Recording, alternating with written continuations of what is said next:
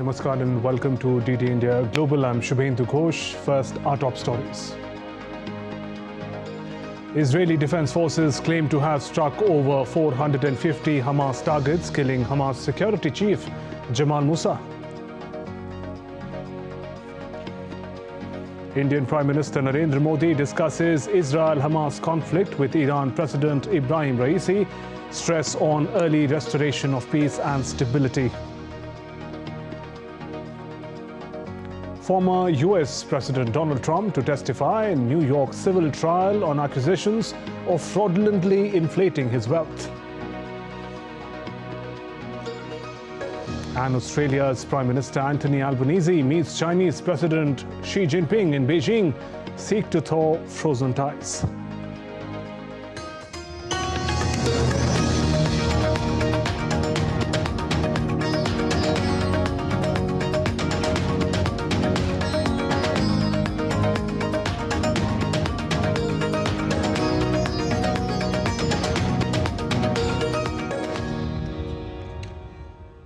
As the Israel-Hamas conflict enters 31st day, Israeli Defense Forces claim to have struck over 450 Hamas targets, killing Hamas security chief Jamal Musa.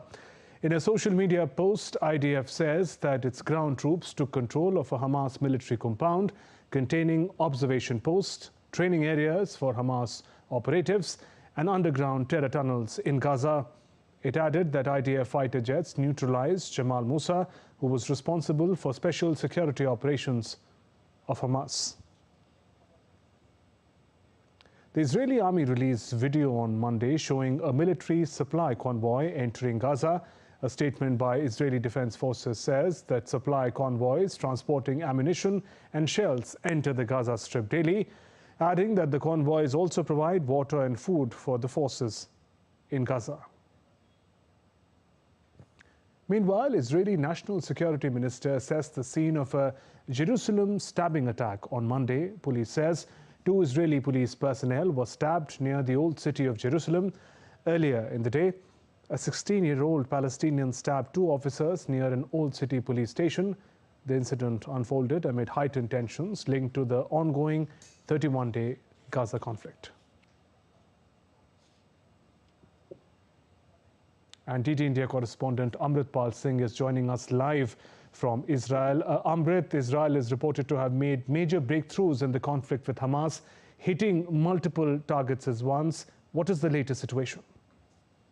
I wouldn't say, Shubhendu, that they've made huge breakthroughs. They are hitting targets which they have been doing for, it's the 31st day of the war. They've been earlier, their campaign was aerial. Then they, about a week back, went in with a limited number of ground forces. They have had some successes, but they've had the hits and misses as well.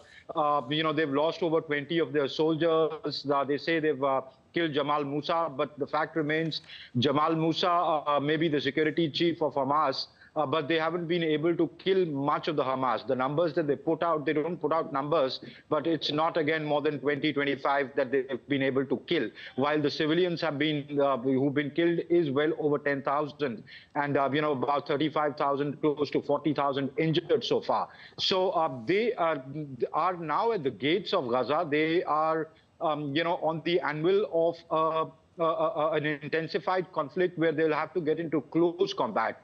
Now, how that plays out will be important because there is, as you know, there's a huge a network of tunnels. Hamas would, get inside those tunnels. How do they wish to do that? How will they gas out the tunnels to flush out Hamas terrorists? Will they go inside tunnels, get into close combat, and all that in that narrow strip, in that built-up area, which is said to be which has the world's highest population per square inch. So there are about 300,000 people, civilians still there. So, and about 40,000 Hamas fighters. So that is when the real, tragedy and the catastrophe will start unfolding. It will be the proverbial devil's playground when that happens. And I think they are on the verge of it to begin that. And, there will be a steep climb in numbers. Yes. And Amit, in the context of your location, what are the developments at the Israel-Lebanon border with the risk of escalation of the conflict? Well, the risk of escalation looms large. That's why you see hectic diplomacy. That's why you see Anthony Blinken come here for the second time, meet the Israelis, meet the Palestinians. He met Mahmoud Abbas. He was in Ankara today, where the Turks told him very clearly that there has to be an unconditional ceasefire. He was in Jordan, in Amman, where he met the Jordanian king. He met the Lebanese caretaker prime minister, saying that Lebanon should not get sucked into it because it will get out of hand. So there is hectic diplomacy at work to see that the situation does not. The French foreign minister was in Tehran. The Indian Prime Minister spoke with the Iranian leadership. So clearly there is hectic diplomacy to see that it does not escalate out of hand, because where I am in northern Israel, which shares the border with Lebanon, Hezbollah is constantly stepping up attacks and saying that if ceasefire does not happen, we will increase the attacks. They basically want to divide the Israeli forces, keep them occupied in north, so that when the ground forces get into close combat with the Hamas in the south, in the Gaza Strip, they have their military might is divided. So that is what the strategy really is. And to answer your question in short, the threat of regional escalation looms large here. Okay, Amrit, thanks very much for getting us those updates from Israel. Stay safe as you get us the latest from the war zone. Moving on, United States Secretary of State Antony Blinken met his Turkish counterpart Hakan Fidan on Monday as he continued his Middle East tour aimed at easing regional tensions over the Israel-Hamas war. During the meeting, both leaders discussed ways of working towards a durable, lasting peace in the Middle East. We just had a very good, lengthy, productive conversation with Foreign Minister Fidan here in Turkey. Covered a lot of important issues that the United States and Turkey are working on together. And of course, we discussed the crisis in Gaza, and including the efforts to significantly expand humanitarian assistance to people in need, efforts to prevent the conflict from spreading to other parts of the region, and what we can do to set the conditions for a durable, sustainable, lasting peace for Israelis and Palestinians. Meanwhile, Indian Prime Minister Narendra Modi spoke with Iran President Raisi today, discussed the Israel-Hamas conflict. In a social media post, the Prime Minister said good exchange of perspectives with President Raisi of Iran on the difficult situation in West Asia and the Israel-Hamas conflict. Terrorist incidents, violence and loss of civilian lives are serious concerns. Preventing escalation, ensuring continued humanitarian aid and early restoration of peace and stability are important. Welcome the progress in our bilateral cooperation, including on Chabahar Port. Moving on, Australia and China are seeking to mend strained ties as the leaders of the two countries met in Beijing. Kate Fisher, my colleague, is in Washington, D.C., gets us more on this and other stories making headlines around the world. Kate, it's good to see you. Over to you. Thanks, Shubhendu. Well, China and Australia, as you say, have hailed improved ties between their countries following Anthony Albanese's meeting with the Chinese leader Xi Jinping. It's the first time that an Australian Prime Minister's visited China in 7 years. The two leaders emphasised the importance of better engagement despite their differences. DD India's Patrick Falk has this report. Well, Anthony Albanese was received at the Great Hall of the People, and President Xi is reported to have said to his Australian counterpart that the relationship had embarked on the right path of improvement, and that he was heartened to see stable relations between the two countries, and that it had come about because of the joint effort of both governments. The Australian Prime Minister has made it an absolute top priority to mend relations with Australia's largest trading partner since coming to office, and he has made some success, particularly in the lead up to this visit, with China removing most of the trade restrictions restrictions imposed on Australia in 2020 following a series of diplomatic disputes. And in recent weeks also, of course, we've seen the release of Cheng Lei, the Australian journalist who was detained for 3 years on unspecified national security charges. And by all accounts, his visit has been very much welcomed by China. Now, analysts say, though, that China won't want to dwell on what's happened over the past few years. Many observers make the point that this has ultimately backfired on Beijing because it has resulted in Canberra moving closer towards Washington, particularly militarily.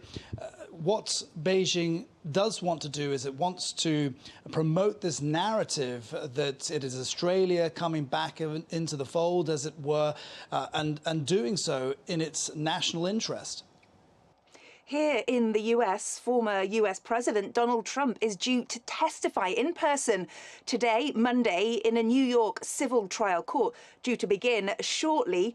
He's accused of fraudulently inflating his wealth. State prosecutors are seeking to bar Mr. Trump from doing any business in his home state of New York and for $250 million in damages. Well, DD India's US correspondent Ira Spitzer sent us this report.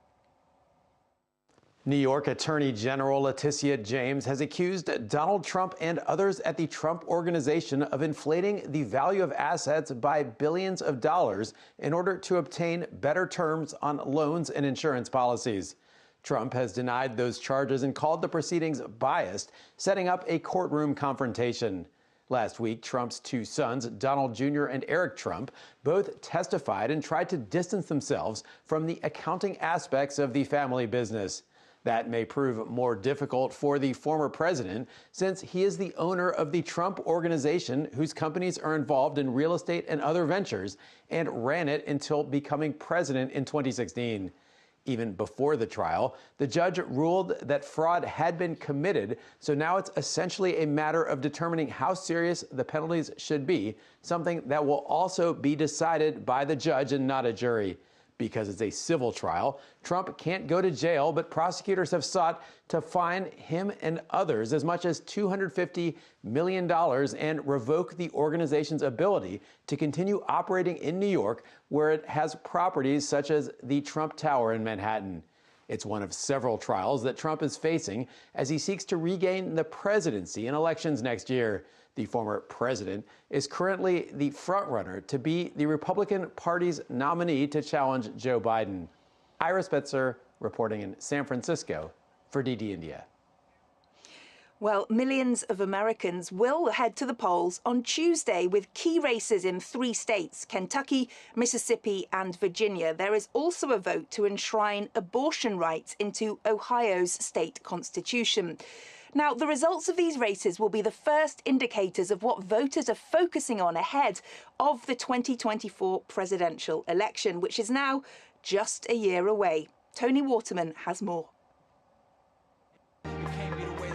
As the clock ticks down to Tuesday's elections, candidates are out in full force.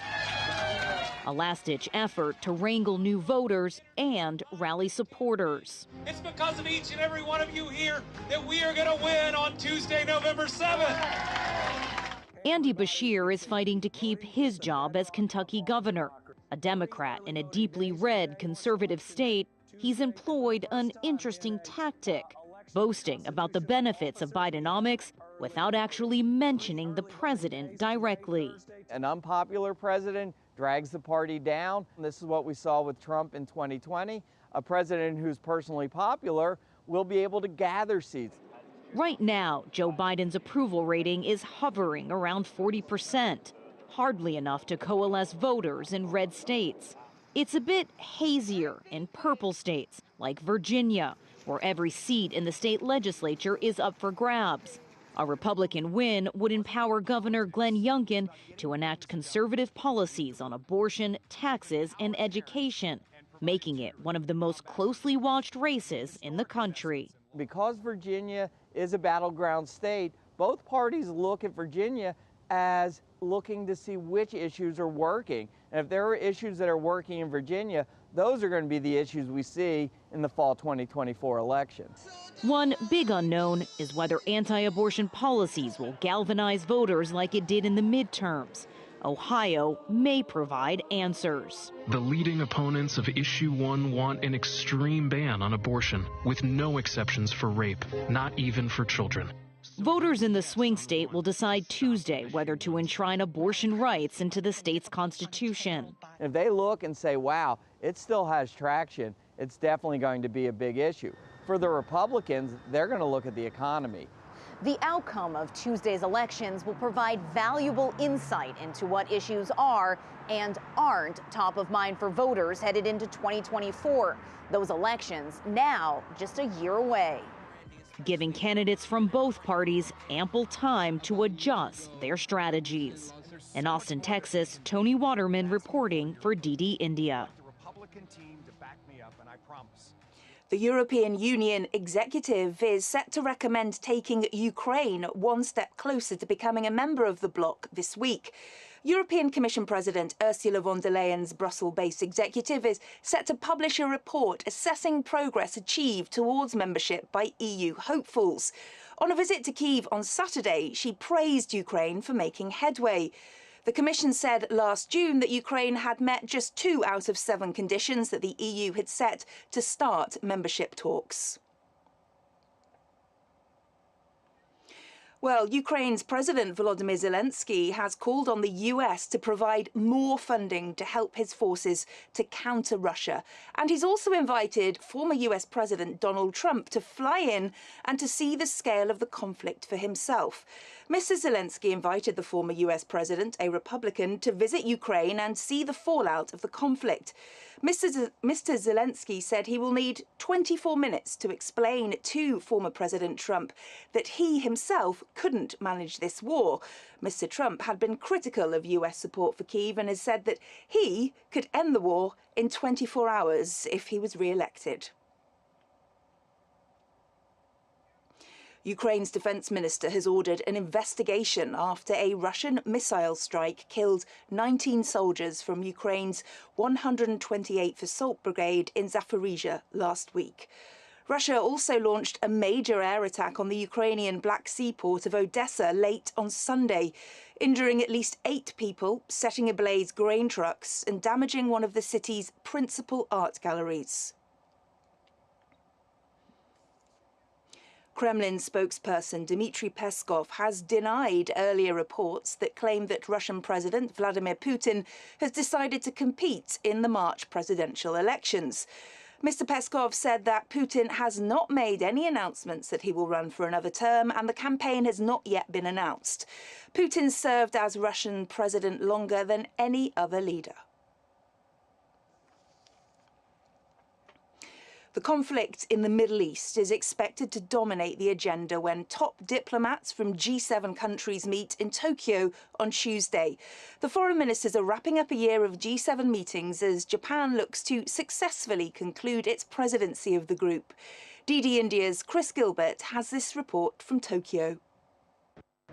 Well, when the G7 foreign ministers meet here in Tokyo next week, it is going to be the conflict in the Middle East that will be top of the agenda. That wasn't always the case. When Japan's foreign minister Yoko Kamikawa originally called this summit back in September, the goal was simply an end-of-year catch-up, a wrap of all the meetings, G7 meetings so far, a catch-up on how member countries are doing on their goals and their priorities stated in those meetings, such as countering perceived Chinese military assertiveness while maintaining independent economic and diplomatic ties with Beijing, supporting Ukraine in its conflict against Russia, cooperating on climate change and AI regulation and a myriad of other topics. But it is going to be Israel's ongoing bombardment of Gaza, democratic calls around the world for a ceasefire. These issues are going to be discussed. Japan is going to be concerned. It is going to be wary of analysts' speculations that the U.S. resources, the military resources going towards Israel Israel at the moment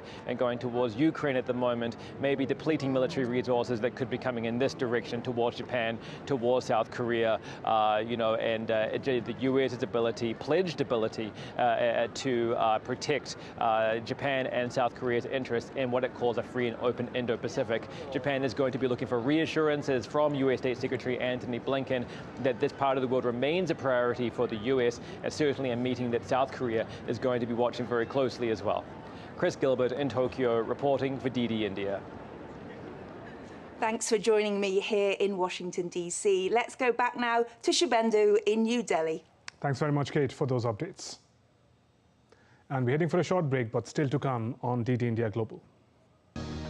Goa all set to host the International Film Festival of India, IFFI.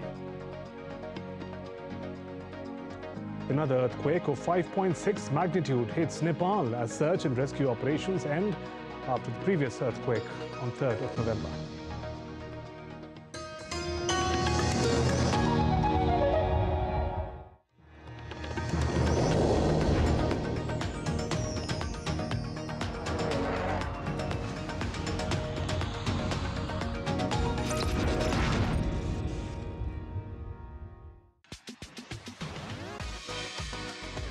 India that invents.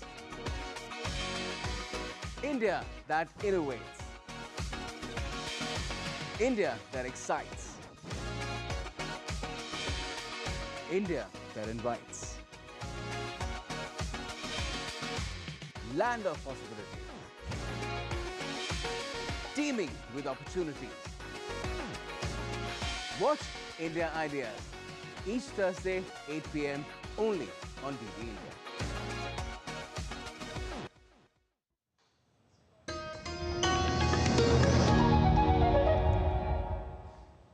You're watching DD India Global. I'm Shubhendu Ghosh. Some updates from Nepal.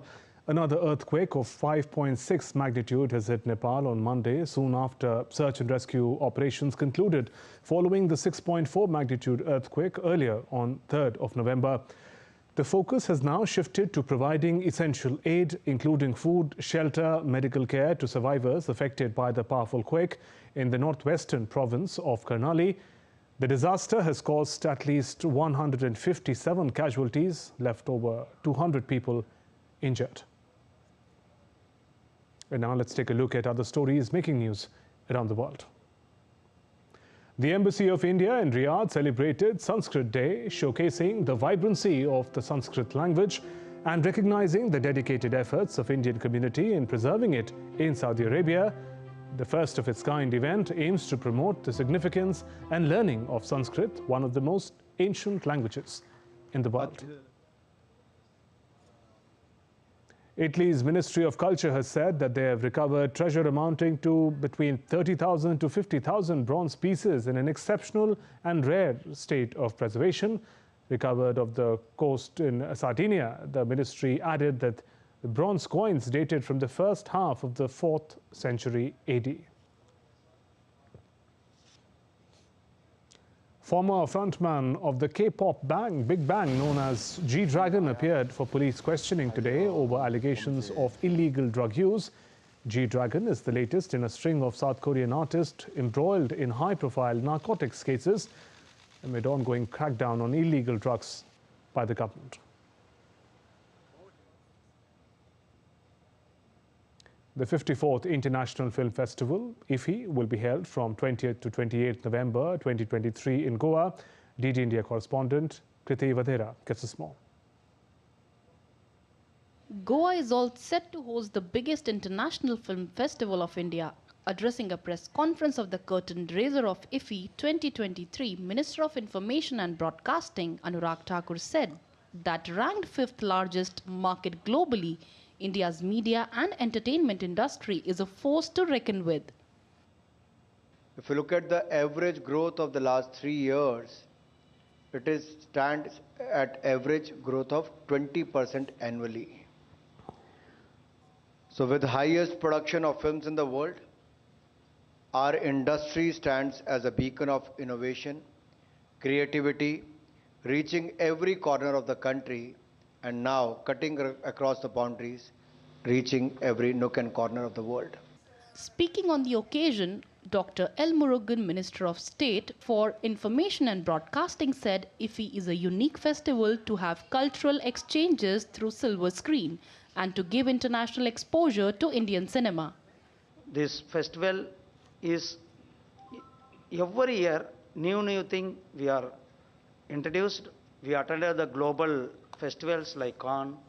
There we taken away something and we introduced here.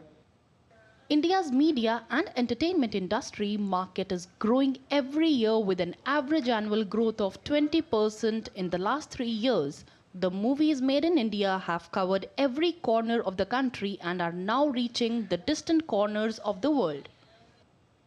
OTT platforms in India have witnessed massive boom in recent years. Special awards for OTTs will also be given in IFFI this year. Best of Indian cinemas will be screened in this festival, amongst which 25 will be featured and 20 will be non-featured films. 3 times we have had the international submissions, and not just in quantity, but I'll assure you that in quality also the submissions this year have been really good. 15 films are taking part in international category for Golden Peacock Award, in which 3 will be Indian films. 5 international and 2 Indian films will compete for the coveted Silver Peacock. Exclusive arrangements for delegates with special needs will make this festival distinctive. Kriti Vadhera for DD India. And that's all for this edition of DD India Global. Let us know your thoughts on the news of the day. You can connect with us on Facebook, X, formerly Twitter, and Instagram. You can also find us online at ddindia.co.in. We'll be back with more news as it breaks here on DD India. I'm Shubhendu Ghosh from all of us here in Delhi. Thanks for watching DD India Global. Namaskar.